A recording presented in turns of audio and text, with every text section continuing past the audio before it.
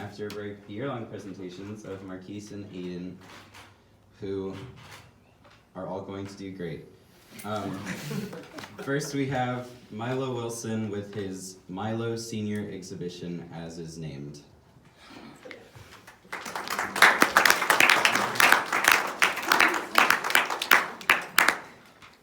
So creativity is hard when it's called a senior exhibit.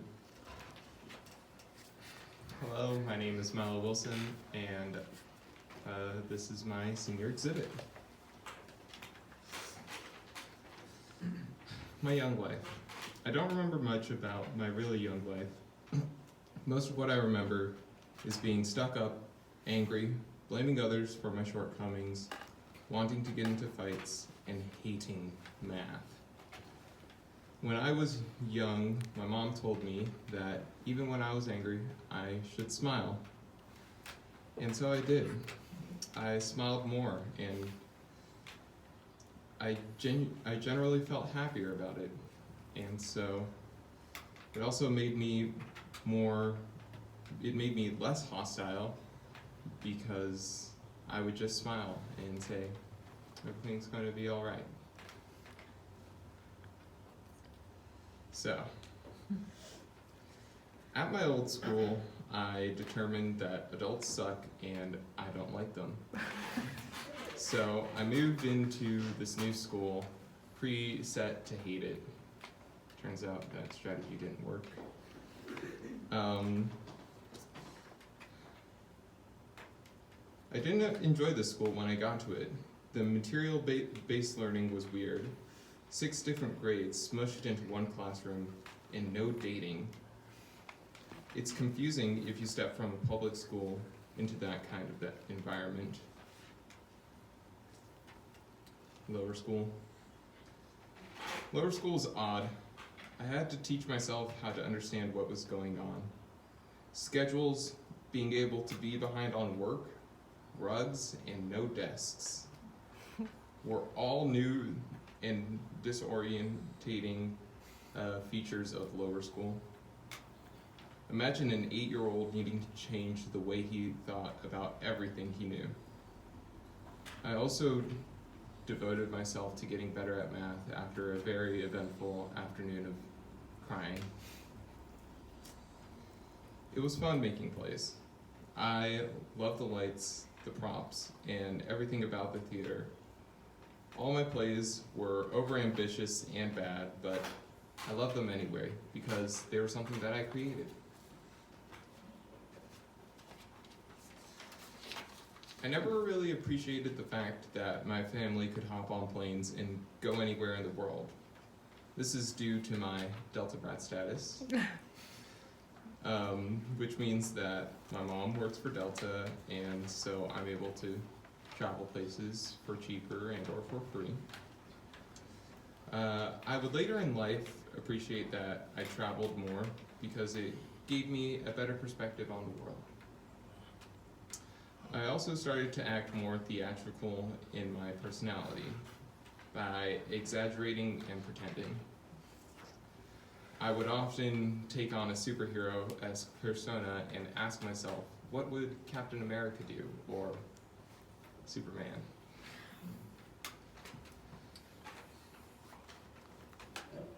Upper school.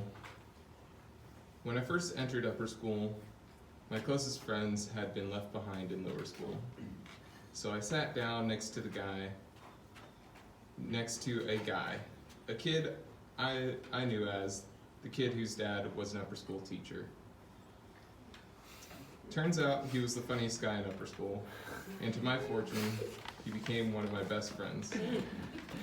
This guy is Nordwick, and I couldn't be happier to graduate with him alongside me. Upper school was awesome. I didn't have to work with materials, thank God. I felt freer. I could take breaks from my work, listen to music, and even fall behind on work. And I got to use a calculator. With this came its new set of problems. I ended up falling behind in work often, and eventually I felt the effects. I had to push myself to stay current. I never really was able to work at the speed of everyone else. A 1-hour test for most people took me an hour and a half. I considered myself just slower than other people. My brain worked too fast that I couldn't write down or say what I had in mind, so I would get stuck in thought a lot. I was determined not to be held back a grade because I didn't want to be remembered as the guy who was held back a grade. I was determined to show that I could finish high school like everybody else and at the same pace as everyone else. And I struggled through math the whole time.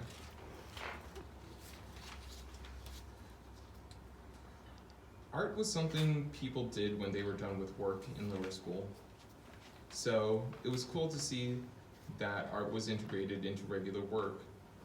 I expressed myself more through my drawing and my art, and it was nice to have. And when I was younger, I strived to have purpose. Given my confidence was low, and when I did plays in upper school, I saw other upper schoolers doing the lights and sound. And I said, I want to do that. So I tried as hard as I could to join the tech crew, and eventually my efforts paid off, and I became the tech guy. My goal was to one day tech for EFTA, and the best part was if I did my job right, no one would notice me at all. Also, I started to value where I traveled more. I felt gratitude that I traveled more than the average person. Traveling started to mean more to me, and I thank my mom for giving me that opportunity. And so, this is one of the pictures that I have from a vacation, so we'll slide through a few of those. Yeah. Where is that from? I believe it's Bryce Canyon, but this is Grand Canyon. Yeah, and Monument That's Valley. Monument Valley. Top pictures are France. It's Notre Dame before it burned down. And that's getting ready to go into, I don't know where that is. It was just a nice shot with my brother. No, that's in Copenhagen. no, that's in France. Oh, oh yeah, you didn't go. So now we get to the fun topic of mental health and depression. Oh, Mental health is a problem for many people, and I dealt with my own issues. I had a lot of self-doubt, struggled with inferiority, and had to deal with a lot of stress. This is due to my constant self-criticism. In moments when I felt happy, I would ask myself, do you actually feel happy, or are you just pretending?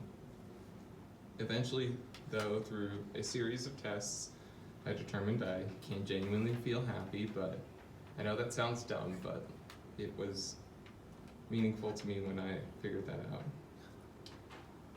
I even convinced myself for a time that what I do does not matter. Just do what other people want me to do in order to make them happy, because I felt better when I did things for people, which is not a way you should treat yourself. Eventually, I learned that, and I started to care for myself, and I felt happier doing things for myself. I also never valued my success. I would finish a year-long paper, and the next assignment was all that matters.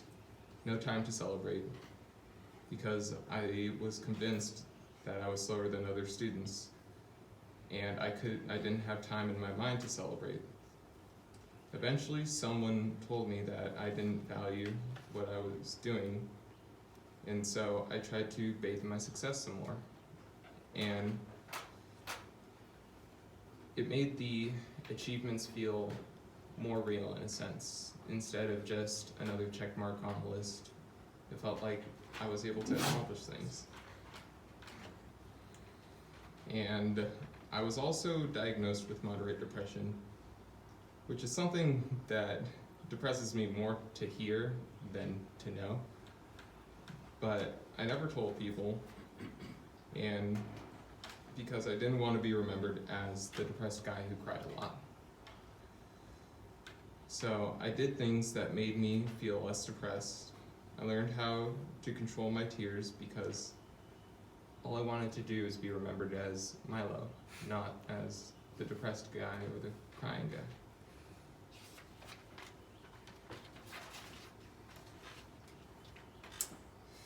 So, according to me, I am the least interesting person. So, I did the least interesting thing in an interesting way. I asked teachers to say some nice things about me, and fellow students to say bad things about me. These are meant to represent my thoughts, and I've composed it into a video. So, as we change into that, I hope you enjoy. Why'd you close it? Still in the video. Okay. Whoa! I don't think that's connected. This is Got it.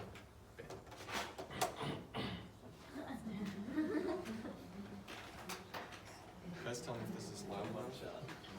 okay. Is that loud enough? Do I just ask a question? Or introduction? Testing! Okay. Actually, no, it's connected. Can you clap, please? Because your face, as you're back in front of your face like this. The sound is connected to the video. Okay. To us, it's no point. The audio isn't connected to the video, so that's all a joke. It doesn't actually matter if you clap or not. Very good. You need the. Bam. You got it. The clock in front of it. Yes. Seriously? Actually, you'll understand. Yes. Right.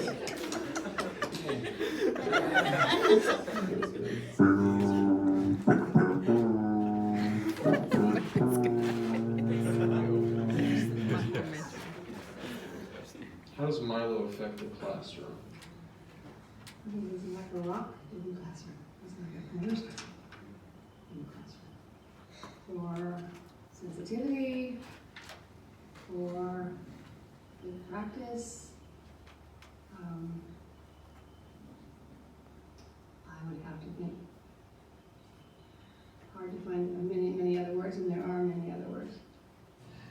I met Milo first of everybody at Counterbank, and I interviewed Milo and invited Milo to join Lower School. So I claim to have met him first. Milo affects the classroom now as a calming presence and a solid go-to guy that's like ready to pitch in if asked. Right? Is Milo a leader? Absolutely. He leads by a gentle way of demonstrating leadership rather than dictating leadership skills. Is Milo a leader? I think he's the right kind of leader. He leads by modeling. Milo spoke at every single class meeting, and this is a big deal because usually seventh years don't speak. It's mostly the upperclassmen. So it was very interesting to see Milo come in with so much confidence that he could speak so much. Because when he first came in, he talked so much. As a seventh year, not everybody wanted to hear him. Over time, I have to say, Milo started speaking less, and what he said became way more like important. So when Milo speaks now, people listen. Does Milo affect the classroom? Sure. I think he has an amazing positive effect on the classroom. He can sometimes get a little over the top, you know. doubts himself a little bit too much. I think he should trust himself more and like really believe in himself because he's a great person. My first impressions of Milo were that he was very thoughtful and friendly and kind and tall. First impression, Mom, he was rather tall. The worst part about Milo. He's tall. These are all lies. You do not know the truth. That is why I am here to show Milo's true nature.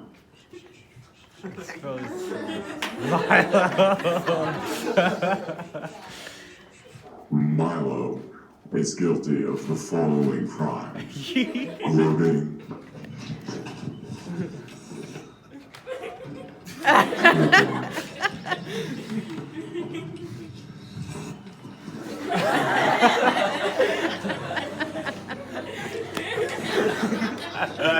littering, Uh-oh.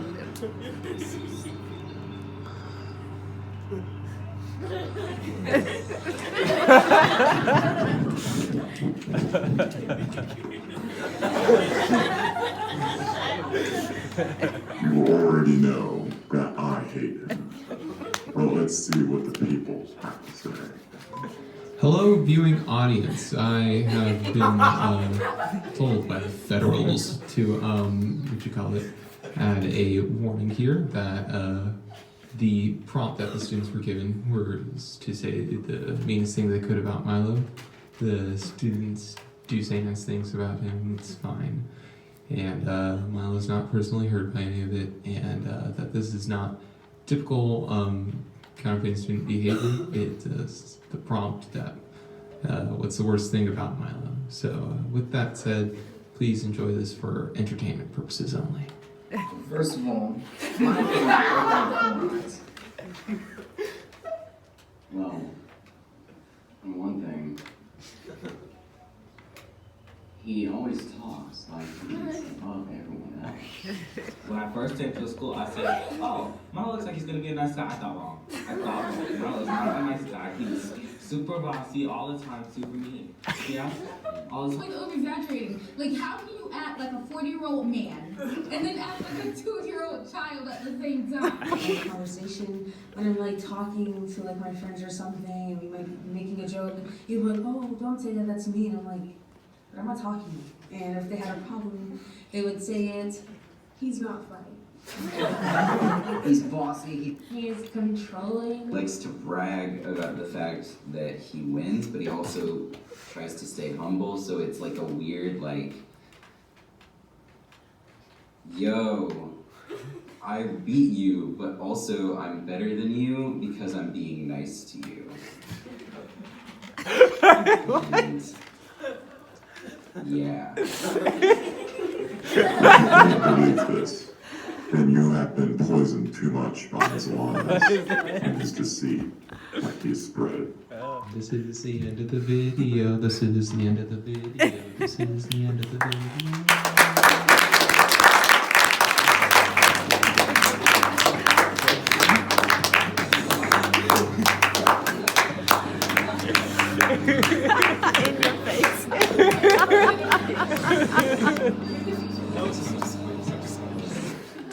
Hello. I would like to give some special thanks to Isabel Piper, who recorded student interviews.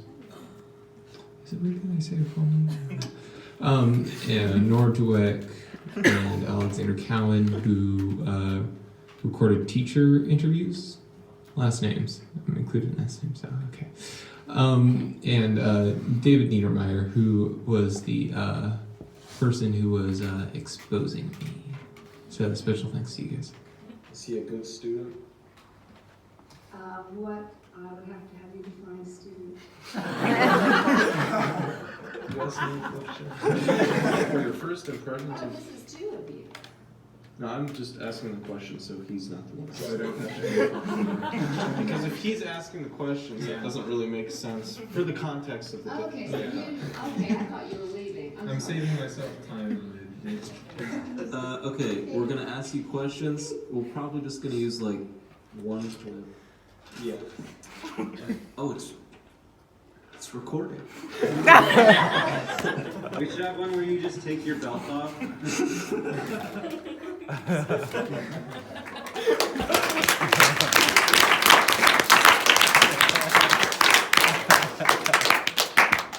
So I hope you all enjoyed that. Yeah.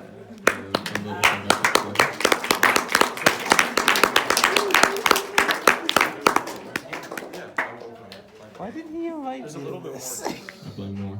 Yeah, You blame not more. done yet. Oh, it's not done yet? No, it's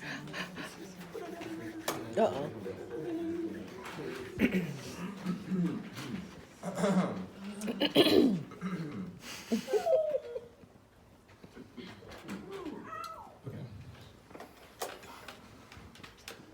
So you might be wondering why I made this video.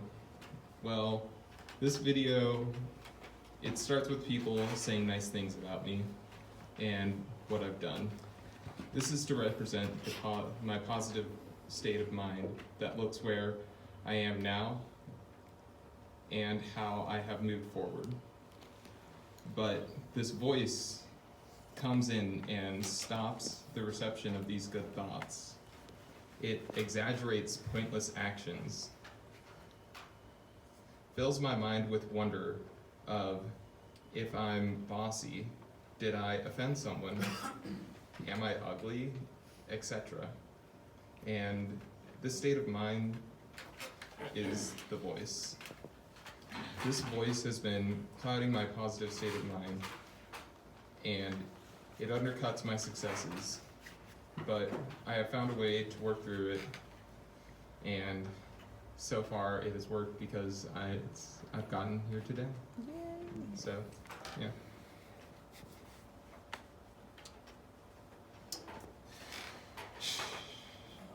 I never wanted to be a leader. Leaders to me meant people who were better than everyone else, yell about things not being done, and they look good. I didn't feel like that was me. But throughout upper school, everyone, including me, would have hours or even days of lack of motivation. This frustrated me a lot. So one day I said to myself, if no one was going to do anything, that I would. And so I proceeded to do. I eventually learned how to address people, talk as an equal and not as a superior, as to inspire people to take leadership onto themselves. I learned everyone's names and built a good reputation by making sure I said good morning to everybody, even if they didn't hear me. It was all a trick. And in little ways, I felt like Captain America. Nope. RYLA, or the Rotary Youth Leadership Award. What was it? Honestly, it was just a lot of young people hanging out, playing games, and listening to some lectures.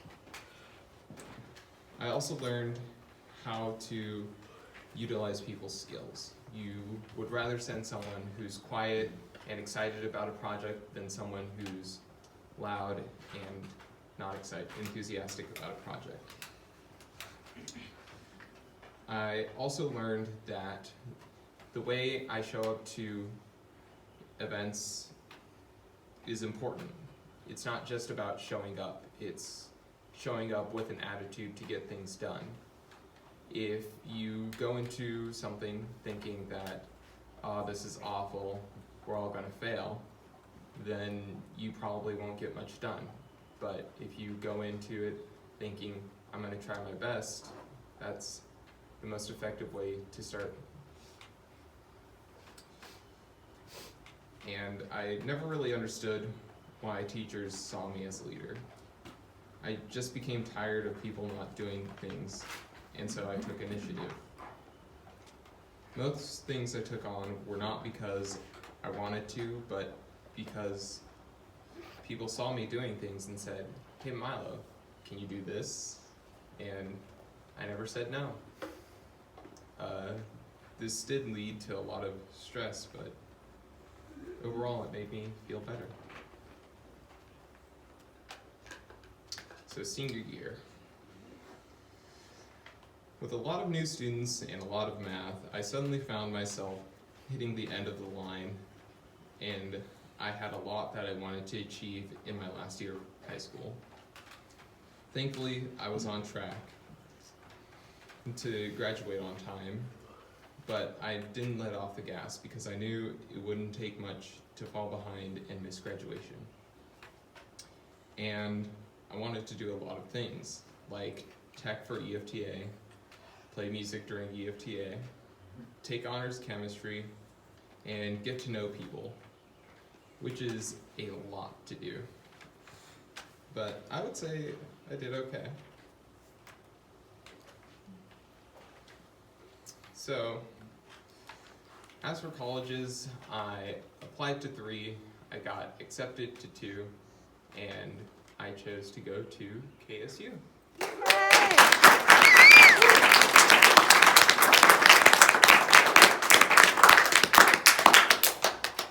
I didn't think too hard about it, which I might regret, but it's all I wanted in a school.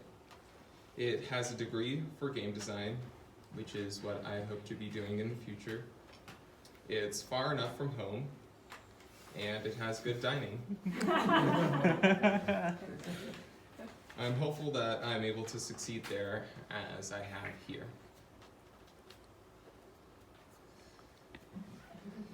This has probably been the best year of high school, and I want to thank family, students, teachers, and friends, because I couldn't have done it without you guys. Thank you.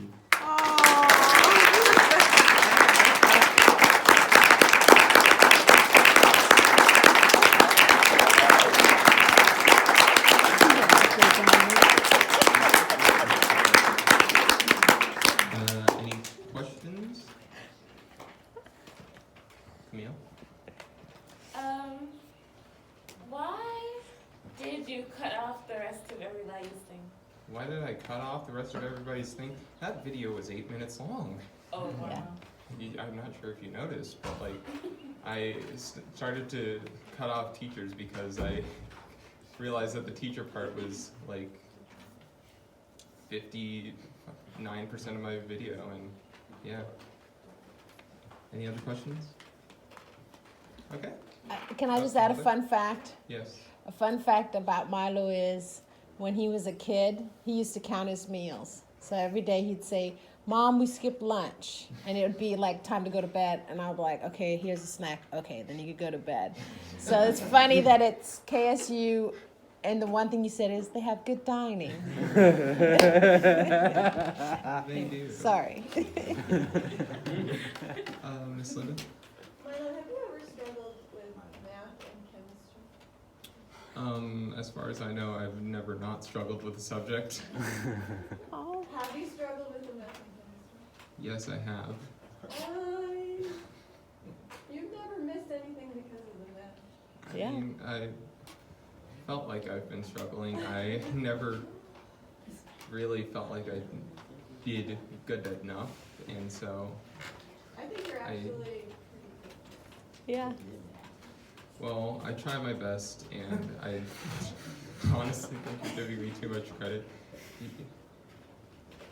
Miss Karen.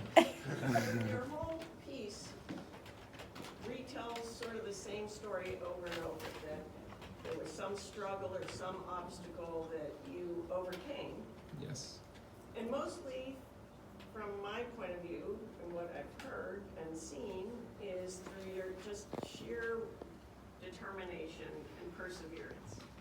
So, when did you realize that you had this Captain America power to overcome literally every obstacle that you talked about?